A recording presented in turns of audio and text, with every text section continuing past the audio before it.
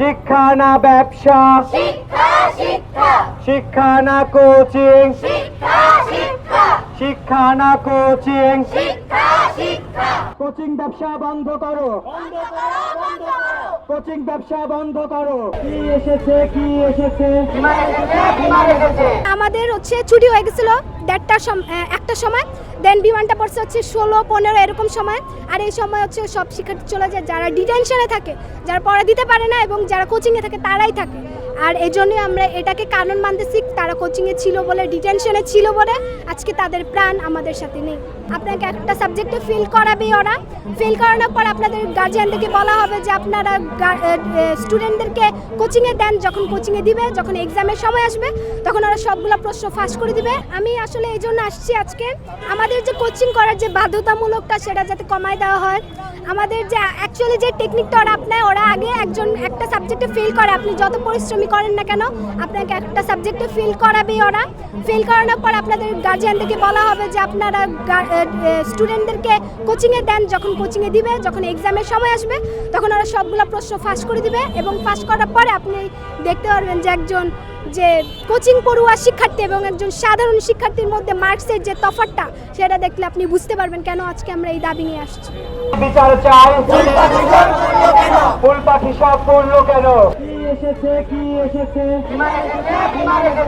বাচ্চাদের দাবিতে দাঁড়িয়েছি যে ওরা কোচিং করবে না এখানে। বাচ্চাদের সারা দেশেই কোচিং বাদ দেওয়া উচিত। আজকে আমাদের দাবি হচ্ছে যাদেরকে এই বাচ্চাগুলোকে যে কোচিং করানো হয়েছে ওরাই তো মারা গেছে, ওদের যদি কোচিং না করাতো ওরা বাসায় চলে যেত, ওরা মরতো না। আর বিমানটা এখানে পড়লেও ওখানে কোনো বাচ্চা থাকতো না। আবার ডিটেনশনের ব্যবস্থা করছে, ডিটেনশনে 3-4টা বাচ্চাকে আটকানো রাখছে, ওদের খেলাধুলার কোনো ব্যবস্থা নাই, ওদের খেলাধুলাও করতে দিচ্ছে না ওরা। মানে ওরা যে স্কুল শেষে যে ওরা ছুটির টাইমে যে ওরা খেলবে ওই সুযোগটাও তাদের নাই। জবাব চাই, বিচার চাই, ফুল পাখি সব পড়লো কেন? ফুলগুলো সব পড়লো কেন? শিক্ষা না কোচিং, শিক্ষা শিক্ষা শিক্ষা না ব্যবসা, শিক্ষা শিক্ষা প্রত্যেকটা স্টুডেন্ট, শুধু আমি না, প্রত্যেকটা স্টুডেন্টকে আপনি জিজ্ঞাসা করলে পাবেন যে তাদেরকে ধরে ধরে কোচিং করায়। যদি তাদের কাছে কোচিং না করে তাদেরকে ফেল করায় দেয়। আমাদের দাবি আটটা থেকে একটা হলো আমাদের যে যারা বাচ্চারা মারা গেছে, পুরো বাচ্চারা যারা মারা গেছে, ছোট ছোট বাচ্চারা, তাদের সুস্থ বিচার এখনও পাওয়া যায়নি। আমরা এই বিচারটা চাই। দ্বিতীয় দাবি হলো আমাদের যে preparatory head miss Khadija miss, তাকে বহিষ্কার করা হোক, তাকে 72 ঘন্টা সময় দেওয়া হলো। সেই বিচার মানে আমাদের যে সুস্থ বিচার চাই এটা তাদের করতে হবে। আর আমাদের আরেকটা বিচার হলো যেহেতু এয়ারপ্লেনের রাস্তা, মানে যেহেতু একটা রোড, একটা প্লেন যাওয়ার, এখান থেকে যদি প্লেন যাওয়া আসা করে তাহলে মাইলস্টোনের প্রতিষ্ঠানটা উঠায় ফেলা দরকার। আর যদি এখান থেকে যদি প্লেন মাইলস্টোন প্রতিষ্ঠান যদি থাকে তাহলে এই দিক থেকে বিমানের এয়ারলাইন চেঞ্জ করতে হবে। আর একটা দাবি আমাদের যে ছোট ছোট বাচ্চাদের যে কোচিং করানো যে এটা বাদ দিতে হবে, কারণ মূলত হয়েছে কোচিংয়ের জন্য, না হলে কোনো বাচ্চা থাকতো না, আটকায় থাকতো না। তাদের মানে আমাদের মাইলস্টোনে এমন নিয়ম আছে, আমি গত 12 বছর ধরে যে পড়ছি, আমাকে মনে করেন যে এমনভাবে মানে প্রত্যেকটা স্টুডেন্ট, শুধু আমি না, প্রত্যেকটা স্টুডেন্টকে আপনি জিজ্ঞাসা করলে পাবেন যে তাদেরকে ধরে ধরে কোচিং করায়। যদি তাদের কাছে কোচিং না করে তাদেরকে ফেল করায় দেয়। ম্যাগাসিন নামে একটা ভবন আছে, কেন মাইলস্টোন যদি কোচিং না করে তাদেরকে ইচ্ছে করে ফেল করায় দেয়। ফেল করানোর পরে তাদেরকে ম্যাগাসিটিতে পাঠানো দেওয়া হয় 7 নম্বরে। মাইলস্টোনে যে ট্র্যাজেডি, যে বিমান দুর্ঘটনা হয়েছে, এর সুষ্ঠু তদন্ত এবং বিচার নিশ্চিত করতে হবে। দাবি 2, সারা বাংলাদেশে মাইলস্টোন সহ সারা বাংলাদেশে সকল শিক্ষা প্রতিষ্ঠানে কোচিং ব্যবসা বন্ধ করতে হবে।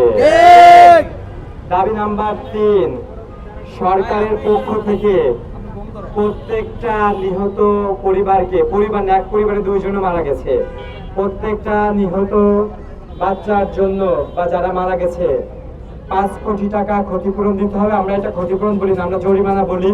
ক্ষতিপূরণ বলছে আইনে, এটা ক্ষতিপূরণ লেখা আছে। এর জন্য প্রত্যেকটা বাচ্চার জন্য বা যারা মারা গেছে 5 কোটি টাকা দিতে হবে, সমস্ত চিকিৎসার ভার বহন করতে হবে এবং আহতদের 1 কোটি টাকা দিতে হবে। এটা হচ্ছে সরকারের পক্ষ থেকে। স্কুলের পক্ষ থেকে আলাদা জরিমানা দিতে হবে। প্রত্যেক জন প্রতি 2 কোটি টাকা ক্ষতিপূরণ দিতে হবে আর আহতদের 1 কোটি টাকা দিতে হবে। আমি আবারও বলছি দফা 4 যে স্কুলের পক্ষ থেকে প্রত্যেকটা পরিবারকে প্রত্যেক জনের জন্য 2 কোটি টাকা জরিমানা দিতে হবে এবং যারা আহত তাদের 1 কোটি টাকা দিতে হবে। দফা 5 রানওয়ে থেকে শিক্ষা প্রতিষ্ঠানের স্থান পরিবর্তন করতে হবে। আমরা শুনেছি এটা রানওয়ে বা হচ্ছে বিমান উড়ে, রানওয়ে থেকে আবারও বলছি রানওয়ে থেকে এই মাইলস্টোন সহ অন্যান্য যে শিক্ষা প্রতিষ্ঠান আছে সেগুলো সরাতে হবে, অন্যথায় রানওয়ের স্থান পরিবর্তন করতে হবে। দুটো একটা তো করতে হবে ভাই, তাহলে নাকি আমরা এরকম যুগ যুগ ধরে মরবো? আমরা এরকম মরবো নাকি স্কুল সরাবে অথবা রানওয়ে সরাবে? দুটোর একটা করতে হবে। দফা 6 কোচিং ব্যবসার মূল হোতা স্কুল শাখার হেডমিস্ট্রেস মিস খাদিজা, ওনাকে আগামী 72 ঘন্টার মধ্যে অপসারণ করতে হবে। মেহেরিন মিসের হাজবেন্ড আমাদেরকে বলেছে যে উনি যদি আসতেও না পারে ওনার বক্তব্যটা যেন আমরা জানিয়ে দিই। উনি কোচিং ব্যবসার মূল হোতা। মেহেরিন মিস একজন মানবিক মানুষ ছিল, না হলে কিন্তু সে বাচ্চাদের বাসায় গিয়ে জীবন আত্মহত্যা দিত না, নিশ্চিত মৃত্যু যেন মরছে। মেহেরিন মিসের সাথে হেড মিসের দ্বন্দ্ব ছিল। মেহেরিন মিস বলতো যে যদি 5-6টা বাচ্চা 10টা বাচ্চা দুর্বল থাকে তাদের কোচিং করান, জোর করে কেন 30-40টা বাচ্চাকে প্রত্যেক ক্লাস থেকে কোচিং করাতে হবে? মেহেরিন মিসের দ্বন্দ্ব ছিল, উনি একজন মানবিক ম্যাডাম ছিল, এই জন্য উনি কিন্তু জীবন বাঁচিয়ে রেখে জীবন দিয়ে নিশ্চিত আগুনে পড়ে মারা গেছে। 500টি শিক্ষক 2জন শিক্ষক মারা গেছে, আর কেউ কিন্তু আগে আসেনি, সবাই যার যার জীবন নিয়ে পালাইছে ভাই। তো মেহেরিন মিস কিন্তু মানবিক ছিল। তো বলছি এই যে কোচিং ব্যবসার মূল হেতা পার্সেন্টেজ খেয়ে ঢাকা শহরে 3টা ফ্ল্যাট কিনছে, আপনারা নিউজ করেন, দেখতে পারেন, খোঁজ নিয়ে মেহেরিন মিসের হাজবেন্ডের সাথে যোগাযোগ করেন। উনি কোচিং ব্যবসার মূল হোতা, কোচিং ব্যবসা থেকে পার্সেন্টেজ নিয়ে উনি ঢাকা শহরে 3টা ফ্ল্যাট কিনছে। এটা আমার কথা না, মেহেরিন মিসের হাজবেন্ড বলছে, আপনারা তার সাথে যোগাযোগ করতে পারেন। তো এই মিস খাদিজাকে 72 ঘন্টার জন্য অপসারণ করতে হবে। স্কুলের সিসিটিভি ফুটেজ আমাদেরকে দেখাতে হবে।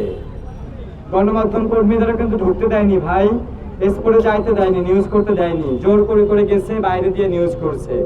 ভাই আমরা কেন সিসিটিভি ফুটেজ দেখতে চাই জানেন? যেখানে বিমানটা পড়ছে ওইখানে সিসিটিভি ফুটেজ ছিল। হ্যাঁ, সিসিটিভি ছিল, কারণ ওইখান থেকে গেট, স্কুলের গেট, ওইখান থেকে বাচ্চাদেরকে গার্ডিয়ানটা নিয়ে যেত। তো আমাদের বাচ্চারা কোথায় কোন অবস্থায় ছিল আমি শুনছি। আমার ভাগ্নি ফাতেমা, আমার ভাগ্নির বান্ধবী সাইমা, আর হচ্ছে নিধি, হ্যাঁ, 3জনে জানালার গ্রিল ধরে দাঁড়াইছিল। এটা আমাকে বলছে কথার আম্মু কথাকে নিয়ে কোচিং করে না, কথার আম্মু কথাকে নিয়ে মাত্র 4 মিনিট আগে চলে আসছে, ওদেরকে গ্রিল ধরে দাঁড়াইয়া দেখছি ওরা গল্প করতেছে, হাসতেছে। আমার ভাগ্নির টিফিন ব্যাগের মধ্যে পাইছি, আধ খাওয়া সিঙ্গারা পাইছি, একটা রুটি পাইছি যেটা আমরা কিনে দিয়েছিলাম, সেইগুলো আমরা পেয়েছি। তারপরে ওরা স্কুলের টিফিনে হচ্ছে সিঙ্গারা খেয়েছিল আর হচ্ছে রুটিটা রেখেছিল কোচিং এর আগে খাবে, কিন্তু সেটা খাইনি। তো আমরা দেখতে চাচ্ছি আমাদের বাচ্চাগুলো কোন অবস্থায় দাঁড়ায় ছিল। আমার বাচ্চার হাত এরকমের পাইছি, এরকম অবস্থায় পাইছি, সাইমার এরকম পাইছি। ওরা হয়তোবা যখন বিমানটা পড়ছে ভয়ে আম্মু বলে চিৎকার দিছিল, এরকম হাত পাইছে, হাত ছড়ানো যায়নি। তো আমরা চাচ্ছি আমার বাচ্চাদের সাথে শেষ মুহূর্তে কি হয়েছিল, কিভাবে পড়ে মরছে, ওটা দেখার শক্তি আমাদের আছে। আমাদের বাচ্চাদের শরীরে কিছু ছিল না, পুড়ে কয়লা হয়েছে, মাংস গলে গলে খসে খসে পড়ছে, ওটা আমাদের দেখার শক্তি হয়েছে, জোর করে দেখছি। হ্যাঁ, তো সিসিটিভি ফুটেজটা একটু অনুরোধ করি, আপনাদের মিডিয়ার মাধ্যমে অনুরোধ করছি, আপনারা এই জিনিসটা একটু তুলে ধরেন, আপনাদের পা ধরি ভাই, সিসিটিভি ফুটেজটা একটু আমাদের দেখাইতে বলেন। আমার বাচ্চারা কিভাবে পড়ে মারা গেছে, আমার বাচ্চারা শেষ মুহূর্তে অবস্থানটা কি ছিল, তারা কি আম্মু আম্মু বলে ডাকছিল কিনা, এটা আমরা একটু দেখতে চাই ভাই। আর একটা দফা, 8 দফা, বিমান বাহিনীর প্রশিক্ষণ ব্যবস্থা জনহীন জায়গায় করতে হবে। বাংলাদেশ তো ছোট দেশ, তারপরেও ঢাকা শহরের মতো এমন জনবহুল জায়গায় বিমান বাহিনীর প্রশিক্ষণ দেওয়া যাবে না। বাংলাদেশের সবচেয়ে কম জনবহুল এলাকায় প্রশিক্ষণের ব্যবস্থা করতে হবে। এটা 8 দফা। 9 নম্বর দফা হচ্ছে যে শিক্ষক সাইমার বাবার গায়ে হাত দিয়েছে তাকে অতি দ্রুত আইনের আওতায় আনতে হবে। কনক স্যার আমাদের সাইমার বাবার গায়ে হাত দিছে, ওনাকে 72 ঘন্টার মধ্যে বা অতি দ্রুত সত্তর আইনের আওতায় আনতে হবে।